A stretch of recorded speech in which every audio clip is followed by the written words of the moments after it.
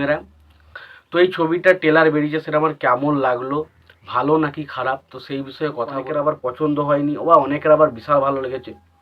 অনেকে আবার বলছে জিতের এই ছবিটা হয়তো ফ্লপ হতে পারে। তো ছবিটা ফ্লপ হবে কি হিট হবে সেটা পরের কথায় আসছে। তো ট্রেলারটা আমার কিন্তু ব্যাপক লেগেছে, ব্যাপক ট্রেলার হয়েছে। তো অনুরোধ করছি প্লিজ প্লিজ ভাই চ্যানেলটাকে সাবস্ক্রাইব করে দিও, আর ভিডিওতে অবশ্যই একটা লাইক করে দিও। তো নমস্কার বন্ধুরা, আশা করি সবাই ভালো আছেন। তো বন্ধুরা, এখন আমি যে বিষয়টা নিয়ে কথা বলবো সেটা হচ্ছে জিদ্দার ছবি বুমেরাং। তো এই ছবিটা ট্রেলার বেরিয়েছে, সেটা আমার কেমন লাগলো, ভালো নাকি খারাপ, তো সেই বিষয়ে কথা বলবো। তো তার আগে প্রত্যেকটা বন্ধুকে অনুরোধ করব, যদি চ্যানেলটায় নতুন হয়ে থাকেন অবশ্যই চ্যানেলটি সাবস্ক্রাইব করে নেবেন, আর যদি ভিডিওটি পছন্দ হয় অবশ্যই ভিডিওতে একটা লাইক কমেন্ট শেয়ার করবেন।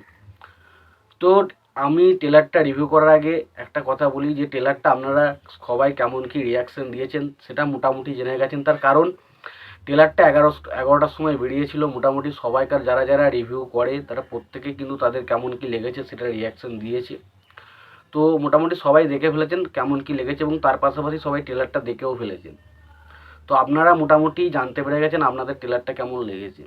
এবার আসি ফাইনালি আমার কেমন লাগলো ট্রেলারটা। তো সত্যি কথা বলতে গেলে এই ট্রেলারটা থেকে আমি যে খুব যে আশা ছিল যে বিশাল কিছু একটা ট্রেলারটা হবে, সেটা কিন্তু আমি কখনোই ভাবিনি। কারণ এর আগে যে আগের ছবিটা জিতের মানুষ, তো সেই ছবিটা নিয়ে আমার খুব আশা ছিল, কিন্তু সেই আশাটা আমার পূরণ হয়নি। তো বুমেরাং ছবিটা নিয়ে আমি খুব যে একটা এক্সাইটেড সেটা কিন্তু বলবো না। তবে ট্রেলারটা আমার কেমন লাগলো যদি বলি, এক কথাই বলি, ট্রেলারটা আমার কিন্তু ব্যাপক লেগেছে, ব্যাপক ট্রেলার হয়েছে। যেরকমটা আশা করেছিলাম তার থেকে অনেক বেশি ভালো পেয়েছি। কিন্তু এই ট্রেলারটা দেখলাম বেশিরভাগ মানুষ, অনেকের আবার পছন্দ হয়নি, বা অনেকের আবার বিশাল ভালো লেগেছে। অনেকে আবার বলছে জিতের এই ছবিটা হয়তো ফ্লপ হতে পারে। তো ছবিটা ফ্লপ হবে কি হিট হবে সেটা পরের কথায় আসছে। তো ট্রেলারটা আমার কেমন লাগলো, দেখুন ট্রেলারটা আমার সত্যি কথা বলছি, মন থেকে বলছি, আমার ব্যাপক লেগেছে। তার কারণ ট্রেলারটার মধ্যে আমি দেখে বেশ এন্টারটেনমেন্ট হয়েছি, বেশ মজা পেয়েছি। তো সত্যি কথা বলতে ট্রেলারটায় জিতের যে প্রোডাকশন হাউস গাছ ফুস এন্টারটেনমেন্ট বা জিৎ ফিল্ম ওয়ার্কস, তো তারা কিন্তু যথেষ্ট রকমভাবে চেষ্টা করেছে একটা ভালো কিছু প্রোভাইড করার। তো সত্যি কথা বলতে ট্রেলারটা কিন্তু সেটাই প্রমিস করে। তো ট্রেলারটা আমার বেশ ভালো লেগেছে। তো ট্রেলারটার গল্পটা যেটুকু দেখে বোঝা যাচ্ছে যে মানে জিৎ সে ছোটোবেলা থেকেই তার ইচ্ছা যে একটা সুপার হিরো বানানো বা সুপার হিরো রোবট বানানো, সেই সব দিকে তার মানে প্রথম থেকেই তার একটা সুপার হিরোর প্রতি তার একটা অন্যরকম ইচ্ছা রয়েছে। এবং সেই সময় সে তার মানে রজতব, এখানে রজতবের যে ক্যারেক্টারটা সেটা হচ্ছে জিতের এখানে হবু শ্বশুর মশাই হতে চলেছে।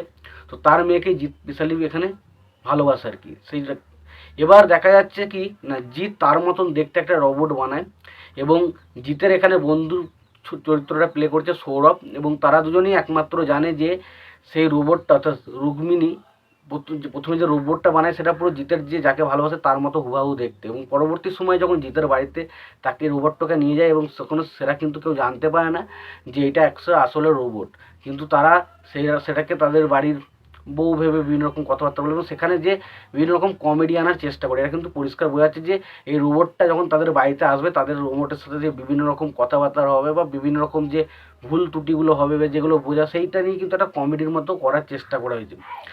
এবং তার পাশাপাশি পরবর্তী সময় আমরা দেখতে পাই যে রুক্মিণীর ক্যারেক্টারটা কিন্তু তাদের বাড়িতে আসে, এবং সেই সময় তারা কনফিউজ হয়ে যায় কে আসলে বউ কে আসলে রোবট, কেউ বুঝতে পারে না।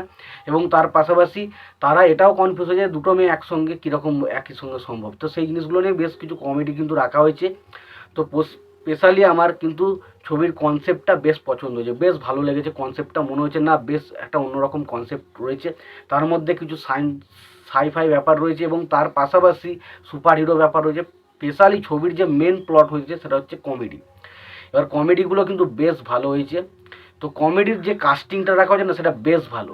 এখানে রজতাভ দত্ত রয়েছে কমেডির জন্য, খরাজ মুখার্জি রয়েছে, অম্বরীশ রয়েছে। তো সত্যি বলতে এরা কিন্তু বেশ ভালো কমেডি করতে পারে, এবং তারা কিন্তু যে কোনো জায়গা থেকে কমেডিটাকে পুল আপ করতে, এবং তার পাশাপাশি সৌরভ এবং জিৎ এরা দুজনে কিন্তু ভালো কমেডি করতে পারে। তো সেটা কিন্তু বেশ ভালো লেগেছে, এবং মনে হচ্ছে না ছবির মধ্যে কমেডি পোর্শনটা, দেখুন তো প্রচুর কমেডি দেখানোর চেষ্টা করেছে কিন্তু সেগুলো খুব ইম্প্যাক্ট হয়নি। তবে মনে হয় সিনেমাটা যখন দেখবো তখন হয়তো খুব ইম্প্যাক্টফুল হতে পারে কমেডিটা, কারণ কমেডিটা দেখতে বেশ ভালো লাগছে, এবং স্পেশালি এখানে যে ক্যারেক্টারগুলোকে সেটা কিন্তু একে অপরের সঙ্গে বেশ ভালো লাগছে, বেশ কমেডিটা বেশ জমছে বলে মনে হচ্ছে। কিন্তু যে খুব যে বিশাল লাগছে সেটা নয়, তবে বলবো মনে হচ্ছে না সিনেমাটা দেখতে গেলে বেশ মজা পাওয়া যাবে। এবং তার পাশাপাশি এখানে ডায়লগ সংলাপগুলো মনে হচ্ছে ভালো। তবে দেখুন, একটা কমেডিতে যেই কমেডিগুলো যদি খুবই ভালো ক্যাচি হয় বা খুব ভালো লাগে মানুষের, বা কমেডিগুলো সত্যি যদি মানুষকে সিনেমা হলে হাসাতে পারে, তাহলে কিন্তু ভালো একটা দিক, যেই ছবিটার পেছনে যে ছবিটা কিন্তু ভালো একটা জায়গায় কিন্তু যেতে পারে।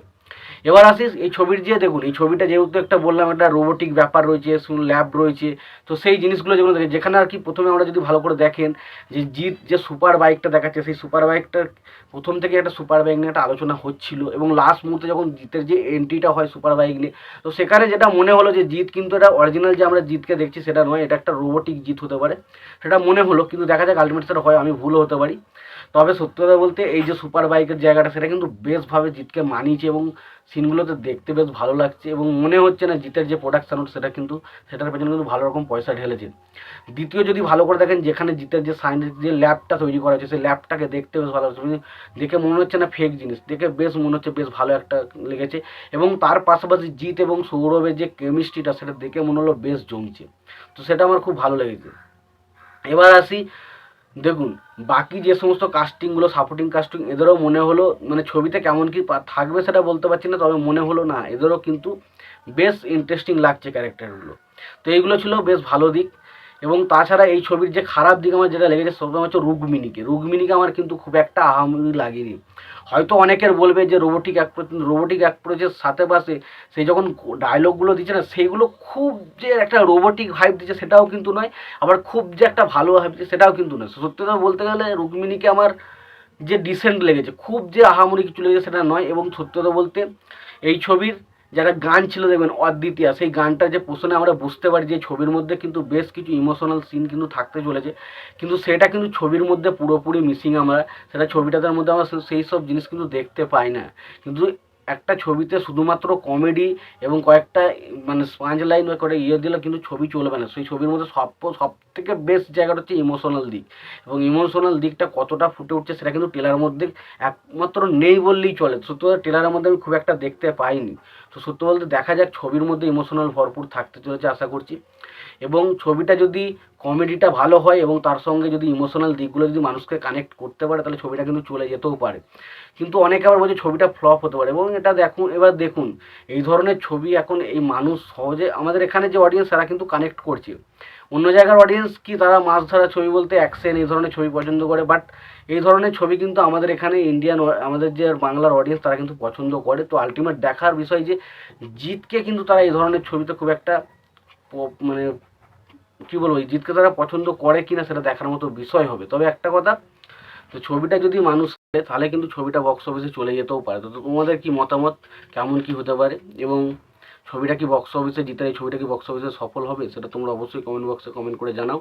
আর তোমাদের ট্রেলারটা কেমন কি লেগেছে অবশ্যই জানিয়ে দিও। আর প্রত্যেককে অনুরোধ করছি, প্লিজ প্লিজ ভাই চ্যানেলটাকে সাবস্ক্রাইব করে দিও, আর ভিডিওতে অবশ্যই একটা লাইক করে দিও।